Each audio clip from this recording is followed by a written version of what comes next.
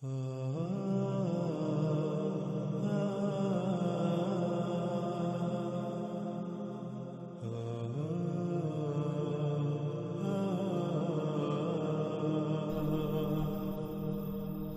اسی طرح اللہ سبحانہ وتعالیٰ آگے کہتے ہیں،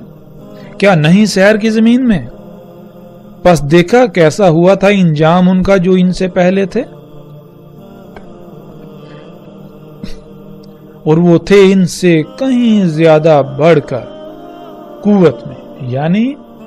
اسلحہ و بارود، مشینوں، یہ جو ٹیکنالوجی ہے جسے آج انسان قوت کا نام دیتا ہے، ان میں ان سے کئی گنا، یعنی آج کے موجودہ انسانوں سے کئی گنا بڑھ کر تھے۔ اور پھر اللہ سبحانہ وتعالیٰ کہتے ہیں، اور نہیں تھا اللہ کے عاجز کر سکے اسے کوئی شے آسمانوں میں اور نہ ہی زمین میں، اس میں کچھ شک نہیں اللہ علم والا قدیر ہے، اس میں کچھ شک نہیں اللہ تھا علیمن قدیرہ، یعنی اللہ سبحانہ تعالیٰ نے بالکل واضح کر دیا کہ جب تمہارے اوپر وہ ہلاکت آئے گی تو اللہ کو کوئی شے عاجز نہیں کر سکتی، نہ کوئی آج تک کر سکی جو آسمانوں میں ہے اور جو زمین میں ہے، ان میں سے کوئی بھی ایسی نہیں جو اللہ کو عاجز کر سکے۔ یعنی جب وہ ہلاکت آئے گی تو اس ہلاکت کو کوئی بھی تم سے موڑ نہیں سکے گی، کوئی بھی تمہیں بچا نہیں سکے گی، کوئی شے جو جی چاہے تم بنا لو۔ کیوں؟ کیونکہ اللہ سبحانہ و تعالیٰ نے اس کائنات کو علم کے ساتھ اور قدر کے ساتھ خلق کیا ہے۔ قدر کے ساتھ خلق کرنا کیا ہے، قدیر ہونا کیا ہے، انشاءاللہ جیسے جیسے ہم آگے بڑھیں گے تو اس پر بھی انشاءاللہ اللہ کے فضل سے کھل کر صراحت کے ساتھ بات ہوگی، اپنے موضوع کے مطابق اور اپنے وقت پر۔ اسی طرح ناظرین چند اور آیات ہیں جو آپ کو سکرین پر نظر آ رہی ہوں گی، اور ان تمام آیات کو جب سامنے رکھیں تو اللہ سبحانہ و تعالیٰ نے بالکل واضح کر دیا کہ تمام کے تمام رسول جو بھیجے بینات کے ساتھ، انہوں نے ہر امت کو اس سے ڈرایا جو کچھ وہ کر رہے تھے۔ وہ کیا کر رہے تھے؟ وہ ایسی ایسی تخلیقات کر رہے تھے، ایسی ایسی ایجادات کر رہے تھے جن کو وہ آسائشوں، سہولتوں، آسانیوں اور ترقی کا نام دیتے تھے، اور اسی ترقی کو، اسی آسائشوں، سہولتوں کا جنہیں وہ نام دیتے تھے، اسی سے تمام کے تمام رسولوں نے آ کر ڈرایا۔ انہوں نے آ کر بتایا کہ یہ جسے تم ترقی، آسائشیں، سہولتوں کا نام دیتے ہو، یہ ترقی نہیں ہے، یہ فساد ہے۔ جیسا کہ پیچھے بہت تفصیل کے ساتھ گزر چکا، اللہ سبحانہ وتعالی نے کہا کہ اللہ نے ہر شے کو حق کے ساتھ خلق کیا۔ حق کے ساتھ خلق کرنا کیا ہے یہ ہم پر واضح ہو چکا۔ تو وہ تمام کی تمام قومیں اس کا کفر کر رہی تھیں، اور آج جب ہم دیکھیں تو بالکل وہی انہی قوموں کے نقش قدم پر چلتے ہوئے آج بھی انسان بالکل وہی سب کر رہے ہیں۔ انشاءاللہ ہم جیسے جیسے آگے بڑھیں گے ایک ایک قوم کے اوپر بہت تفصیل سے بات کریں گے، لیکن وہ آگے جا کر جب موقع آئے گا، ہر قوم کے اوپر جتنی قومیں ہلاک ہوئیں، کیوں ہوئیں، ہر چیز کے اوپر ہر لحاظ سے مزید کھول کھول کر بات کریں گے۔ لیکن اب ہم بڑھتے ہیں آگے۔ گزشتہ آیات میں ناظرین آپ نے دیکھا کہ اللہ سبحانہ و تعالیٰ نے بار بار زمین میں گھومنے پھرنے، سیر کا ذکر کیا، اور بار بار یہ سوال کیا کہ کیا تم نے نہیں دیکھا، کیا تم نے نہیں دیکھا، کیا نہیں دیکھا؟ یعنی پہلی قوموں کا انجام کیا ہوا وہ نہیں تم نے دیکھا، تم نے ان کے آثار نہیں دیکھے۔ ان کے آثار میں اللہ سبحانہ تعالیٰ نے کہا کہ آیات ہیں، یہ یقین کے لیے آیات ہیں، نصیحت ہے، سبق ہے، کن کے لیے؟ جو غور و فکر کرنے والے ہیں، جو نصیحت پکڑنے والے ہیں۔ تو اب ناظرین ہمارے اوپر فرض ہے کہ ہم زمین میں گھومیں پھریں، زمین میں سیر کریں، پہلی قوموں کے جو آثار ہیں ان کو دیکھیں۔ اور آج جس دور میں ہم موجود ہیں، آج کے دور میں زمین میں سیر کرنا، زمین میں گھومنا پھرنا، پہلی قوموں کے آثار دیکھنا اتنا آسان ہو چکا ہے کہ شاید ہی کوئی اور کام اتنا آسان ہو۔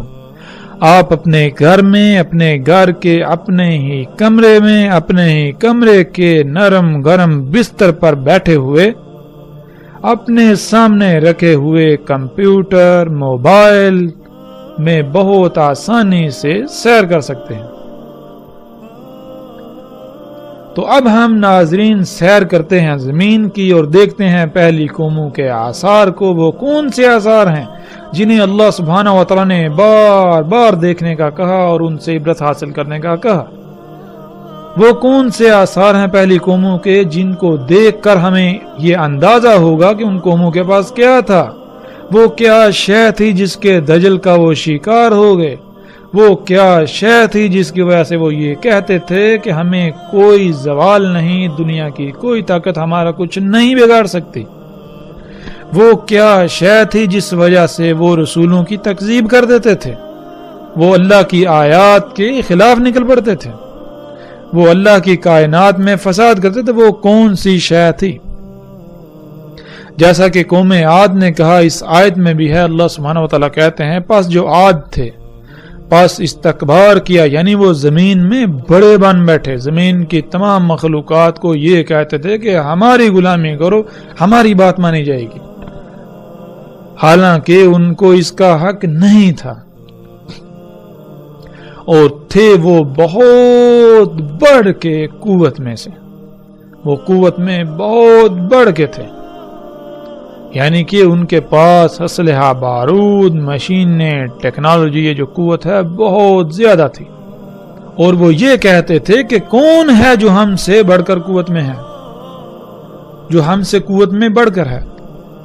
اور ناظرین یہاں یہ بات ذہن میں رکھنی چاہیے کہ وہ زبان سے ایسا ہرگز نہیں کہتے تھے،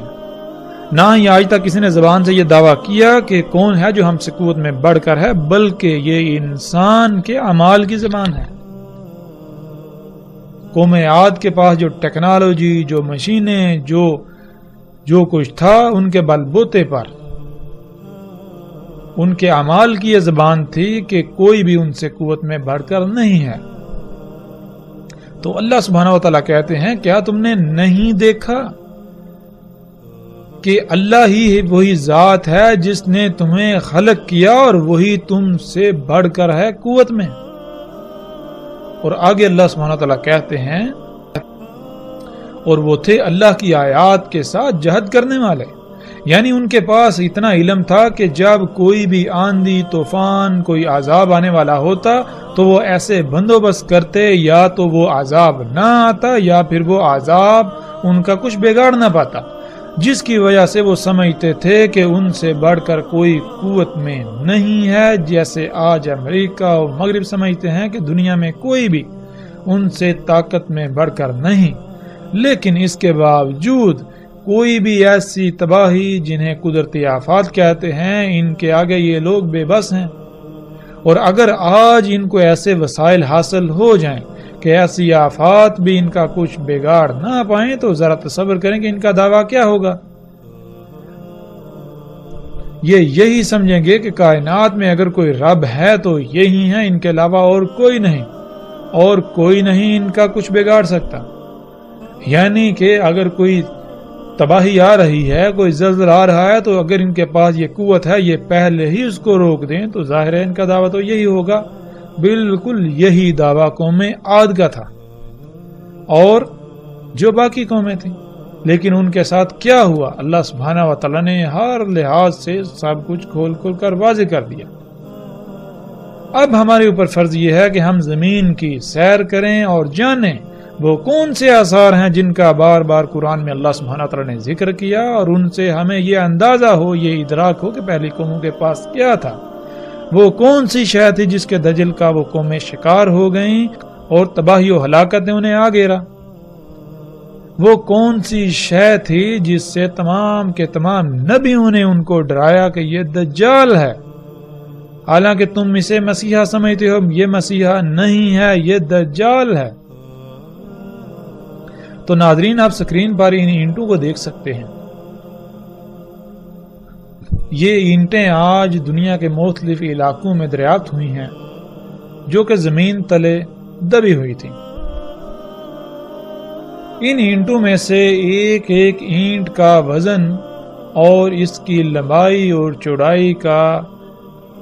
جب انسان کو علم ہوتا ہے تو اس کے رونگٹے کھڑے ہو جاتے ہیں۔ اسکرین پر نظر آنے والی ان اینٹوں کی لمبائی تقریباً 60 فٹ، ان کی چوڑائی اور موٹائی 12 سے 20 فٹ کے درمیان، اور ایک اینٹ کا وزن تقریباً کم سے کم 1200 ٹن ہے، جس کے بارے میں تصور کرنے سے بھی انسان کے رونگٹے کھڑے ہو جاتے ہیں۔ آج یہ اینٹیں اردن اور روس کے مختلف علاقوں میں زمین کی کھدائی کے درمیان دریافت ہوئیں، اور جب تحقیقات کی گئیں دنیا کے بڑے بڑے نامور سائنسدانوں نے ان اینٹوں پر تحقیقات کی تو پتہ چلا یہ اینٹیں آج سے 5000 سال پہلے کی ہیں، اور ان کے دبنے کی وجہ ایک بہت بڑا عظیم سیلاب تھا، اور ان اینٹوں سے بلند و بانگ آسمانوں کو چھوتی عمارتیں تعمیر کی گئی تھیں۔ اور ناظرین، آج ایسی اینٹیں بنانا اور ایسی اینٹ کو اٹھانے کا انسان تصور بھی نہیں کر سکتا، اس کے باوجود کہ انسان آج بڑے بڑے دعوے کرتا ہے کہ وہ قوت میں بہت بڑھ کر ہے، اس کے بعد اس کے پاس بڑی بڑی مشینیں۔ آج انسان کے پاس جتنی بھی مشینیں ہیں ان کئی مشینوں کو جمع کرنے سے بھی ان اینٹوں کو اٹھانا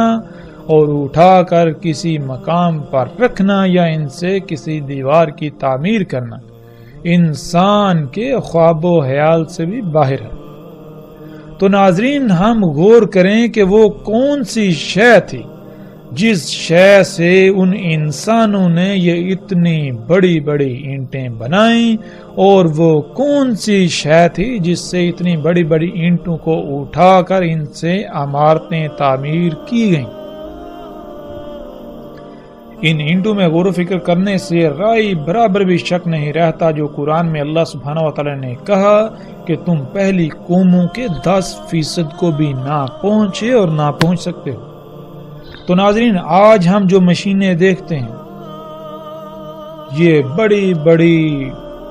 غیر معمولی قوت کی حامل مشینیں، یہ ان قوموں کا 10% بھی نہیں ہے۔ یہی وہ مشینیں تھیں جن کے دجل کا وہ لوگ شکار ہو گئے، یہی وہ ایجادات تھیں انسان کے اپنے ہی ہاتھوں سے کی ہوئی جن کے دجل کا وہ شکار ہو گئے، اور وہ سمجھتے تھے کہ یہ تو سہولتیں ہیں، یہ تو مسیحا ہے، یہ تو فائدے کی اشیاء ہیں، لہذا دنیا میں خوب انجوائے کرو، عیاشیاں کرو، مزے لوٹو، آسانیاں، سہولتیں۔ ناظرین، آج جن سائنسدانوں نے، بڑے بڑے نامور سائنسدانوں نے ان اینٹوں کے اوپر تحقیقات کی تو انہوں نے یہ بات کی کہ اول تو یہ کام انسان کا نہیں ہے،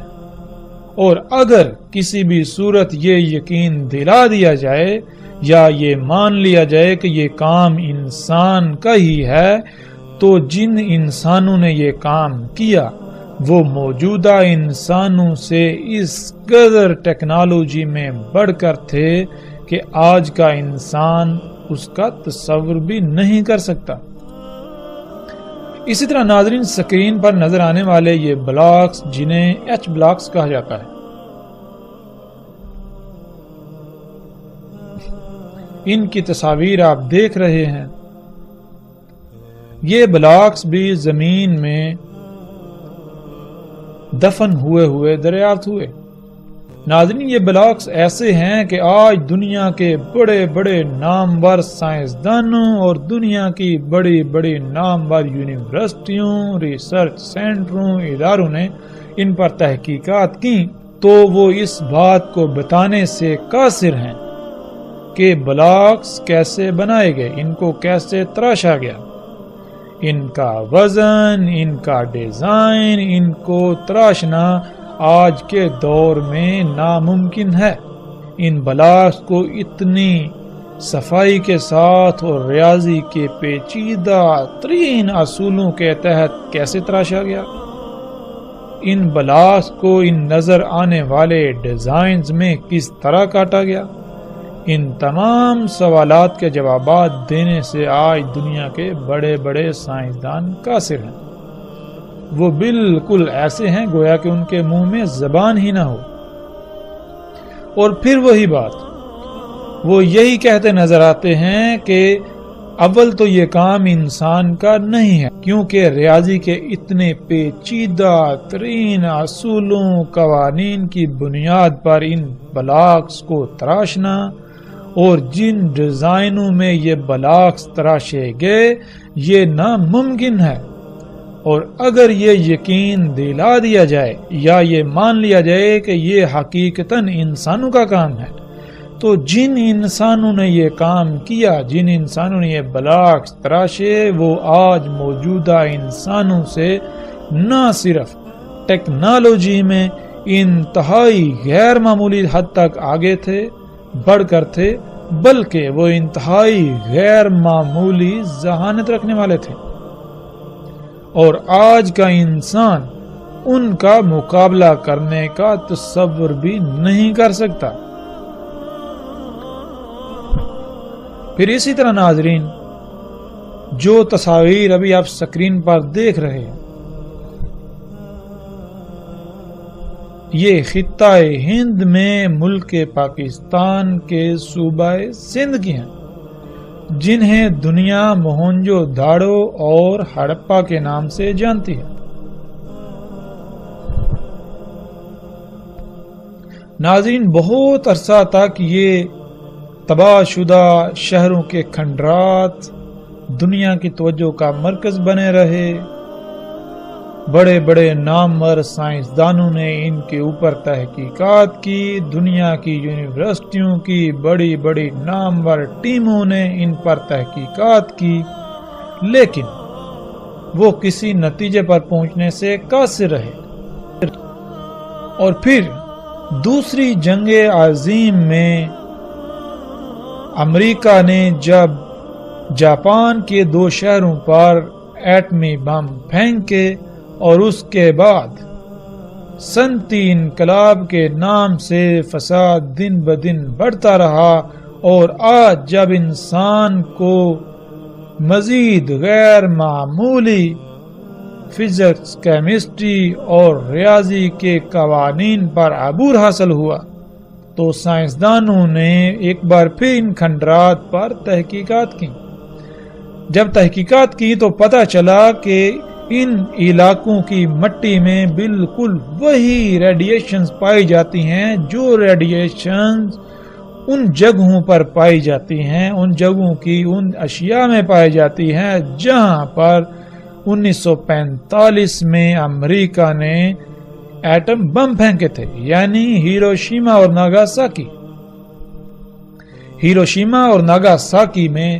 جہاں پر امریکہ نے ایٹم بم گرائے، ان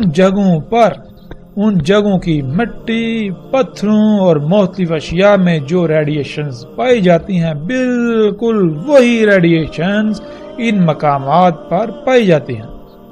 یعنی نتیجہ کیا نکلا؟ نتیجہ یہ نکلا کہ رائے برابر بھی یہ شک نہ رہا کہ یہ تہذیبیں ایٹم بم کی وجہ سے تباہ ہوئیں۔ پھر جیسے جیسے مزید تحقیقات کی گئیں تو پتہ چلا یہ انتہائی جدید ترین شہر تھے، انتہائی وسائل کے حامل شہر، اور یہ شہر ایٹمی بم کے حملے میں تباہ ہوئے، بالکل اسی طرح جس طرح جاپان کے شہر ہیروشیما اور ناگاساکی تباہ ہوئے۔ اور جب ہم قرآن میں دیکھیں تو اللہ سبحانہ و تعالیٰ کیا کہتے ہیں؟ اللہ سبحانہ و تعالیٰ حیران کن یہ بات کرتے ہیں۔ اللہ سبحانہ و تعالیٰ کہتے ہیں کذبت ثمود و عاد بالقاریہ، تکذیب کی تھی قوم عاد اور قوم ثمود نے القاریہ سے۔ القاریہ کسے کہتے ہیں؟ جب ہم القاریہ کو جاننا چاہیں، اور قرآن میں القاریہ پر پوری ایک سورت موجود ہے جس کا نام بھی القاریہ ہے۔ جب ہم سورہ القاریہ میں غور و فکر کریں تو اللہ سبحانہ و تعالیٰ نے سورہ القاریہ میں القاریہ کا بالکل وہی منظرنامہ کھینچا، وہی نقشہ کھینچا جو ایک ایٹم بم کے پھٹنے سے وقوع پذیر ہوتا ہے، ظہور پذیر ہوتا ہے۔ تو آج انہوں نے خود ہی یہ تصدیق کر دی، یعنی کہ آج کے انسان نے خود ہی یہ تصدیق کر دی کہ یہ تہذیبیں ایٹم بم سے تباہ ہوئیں، جس سے یہ ثابت ہوتا ہے کہ ایٹم بم صرف موجودہ انسانوں کے پاس ہی نہیں بلکہ ان سے کئی صدیاں پہلے بھی انسان یہ سب بنا چکا تھا۔ ناظرین، قوم عاد جو ایک ایٹمی عالمی جنگ کا شکار ہوئی، اس کے آثار آج ہم پوری دنیا میں بکھرے پڑے دیکھ سکتے ہیں۔ انتہائی عجیب و غریب جدید ترین عمارتیں جو کھنڈرات کی شکل میں ایسے پڑی ہوئی ہیں گویا کہ ایک عظیم طوفان، انتہائی تیز رفتار شدت کی ہوا نے انہیں تہس نہس کر دیا ہو۔ اور بالکل جب ایٹم بم پھٹتا ہے تو بالکل ایسا ہی طوفان پیدا ہوتا ہے جس کا اللہ سبحانہ و تعالیٰ نے قرآن میں ذکر کیا، اور ایٹم بم سے پیدا ہونے والی لہروں میں جو آواز پائی جاتی ہے وہ بھی بالکل وہی آواز ہے جس کا اللہ سبحانہ و تعالیٰ نے قرآن میں ذکر کیا، ریحن سرسرن۔ یعنی کہ اگر آپ یوٹیوب پر جائیں یا اگر آپ ان لوگوں سے پوچھیں جنہوں نے ایٹمی بم کے تجربات کیے اور جو لہریں جو ہوا اس سے پیدا ہوئی اس میں کیسی آواز پائی جاتی ہے، تو آپ کو بتائیں گے بالکل وہی آواز جو عربی لہجے میں ان الفاظ کو ادا کرنے سے آواز پیدا ہوتی ہے۔ یعنی اللہ سبحانہ و تعالیٰ نے قرآن میں آج سے کئی صدیاں پہلے 14 صدیاں پہلے قرآن میں اتنے بڑے بڑے عجیب و غریب راز رکھ دیے، لیکن اپنے آپ کو مسلمان کہلانے والے، اپنے آپ کو علماء کہلانے والے ان لوگوں کے محتاج ہیں جن کو یہ اپنی زبان سے کافر و مشرک کہتے ہیں۔ جب وہ کوئی تحقیق کرتے ہیں، کوئی ریسرچ کرتے ہیں، کسی راز سے پردہ اٹھاتے ہیں تو اس وقت تو کہا جاتا ہے کہ یہ تو آج سے 14 صدیاں پہلے قرآن میں اللہ نے بیان کر دیا، لیکن سوال یہ پیدا ہوتا ہے کہ جب اللہ سبحانہ و تعالیٰ نے قرآن میں 14 صدیاں پہلے بیان کر دیا تو آپ کو پہلے نظر کیوں نہیں آیا؟ آپ کو اس وقت ہی نظر کیوں آیا جب جن کو آپ کافر و مشرکین کہتے ہیں وہ سامنے لے کر آئے؟ پھر ناظرین، جب ہم تاریخ کی کتابوں کا مطالعہ کریں تو ہمیں سنسکرت میں ایک تاریخی کتاب جو کہ ہند کے مشرکین کے ہاں انتہائی مقدس مقام رکھتی ہے، جس کا نام مہابھارتا ہے، اس میں دیکھیں تو اس میں ایسی تحریریں موجود ہیں جس میں یہ لکھا ہے کہ اس خطے پر یعنی موہنجو داڑو اور ہڑپا اس علاقے کا ذکر کرتے ہوئے، اس علاقے کے خد و حال بیان کرتے ہوئے یہ کہا گیا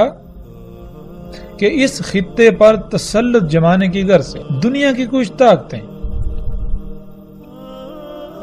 آپس میں لڑ رہی تھیں، اور وجہ کیا تھی؟ وجہ یہ تھی اس خطے میں زیر زمین قدرتی وسائل تھے، یعنی زیر زمین ایسی اشیاء تھیں جو انتہائی قیمتی تھی، جن کی وجہ سے، جن کے حصول کے لیے دنیا کی کچھ طاقتیں یعنی دنیا کی 3 طاقتیں آپس میں لڑ رہی تھیں،